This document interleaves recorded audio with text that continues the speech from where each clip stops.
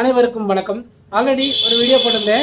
நம்ம இடத்தை நம்ம ட்ரெயினில் நமக்கு ஒரு பெர்த் கிடச்சிருக்கு, அதை இன்னொருத்தருக்கு மாற்றி கொடுக்கணும் எப்படி, அல்லது அவங்களுக்கு ஒரு பெர்த் கிடச்சிருக்கு அதை நமக்கு மாற்றி கொடுக்கணும்னா எப்படின்னு சொல்லிட்டு வீடியோ போட்டிருந்தேன். அந்த வீடியோ இது வரைக்கும் தெரியல அப்படின்னு சொல்லி பார்த்தீங்கன்னா அந்த வீடியோட லிங்கை டிஸ்கிரிப்ஷன் கொடுக்குறேன், நீங்கள் பார்த்துடுங்க.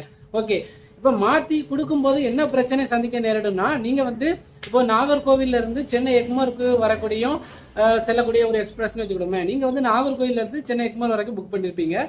உங்களுக்கு ஒரு சீட்டு கிடைச்சிருக்கும், உங்கள் ஹஸ்பண்டுக்கு வேற ஒரு இடத்துல கிடைச்சிருக்கும். ஓகேவா? அப்போ உங்கள் ஹஸ்பண்டை நீங்கள் இங்கே இழுக்கணும் அப்படின்னா இங்கே உள்ள ஒரு நபரை அங்கே மாற்றணும். அப்போ இங்கே உள்ள ஒரு நபர் உங்கள் ஹஸ்பண்ட் இருக்க இன்னொரு சீட்டுக்கு போகணும். அப்படிங்கிற பட்சத்தில் என்ன நடக்கும் அப்படின்னு சொல்லி பார்த்தீங்கன்னா, கண்டிப்பாக அவர் ரெக்வஸ்ட் பண்ணி கேட்டால் ஒத்துக்கிட்டு சில டைமில். அப்படிங்கிற பட்சத்தில் நீங்கள் ஒன்று முக்கியமாக ஒரு கண்டிஷனை பார்க்க வேண்டியது இருக்கு. என்னன்னு சொல்லி பார்த்தீங்கன்னா, நீங்கள் நாகர்கோவிலேருந்து சென்னை எக்மோர் வரை புக் பண்ணியிருப்பீங்க.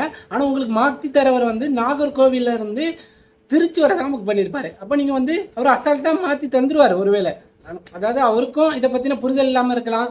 நம்ம மாற்றி கொடுக்குறோமே, நம்ம லாஸ்ட் வரைக்கும் புக் பண்ணலையே அப்படின்னு சொல்லிட்டு ஒரு புரிதல் இல்லாமல் இருக்கலாம்.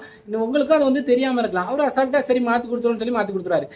அந்த ட்ரெயின் எப்போ திருச்சிக்கு வருதோ அதுக்கப்புறம் இன்னொருத்தர் நீங்கள் ஒருத்தர்லேருந்து வாங்கியிருக்கீங்க பெர்த்தை அப்படின்னா அவங்க தட்டுவாங்க, இது என்னோட சீட்டு, நீங்கள் எந்திரிங்கன்னு சொல்லிட்டு. நான் உங்களோட சீட்டா இது, நான் இன்னொருத்தர்கிட்ட மாற்றி அவர்கிட்ட இருந்து வாங்கி நான் யூஸ் பண்ணிட்டு இருக்கேன், உங்களோட சீட்டுன்னு எப்படி சொல்லலாம்? நீங்கள் அடித்து சொன்னாலும் லாஸ்ட்டில் தான் தெரியுது அவர் திருச்சி வர தான் புக் பண்ணியிருக்காரு அப்படிங்கிறது உங்களுக்கு தெரிய வருது. அப்படி தெரிய வரும்போது திருச்சியிலேருந்து சென்னை வர்றது வரைக்குமே நீங்கள் சீட் இல்லாமல் தான் பெர்த் இல்லாமல் தான் இருக்கணும். ஓகேவா?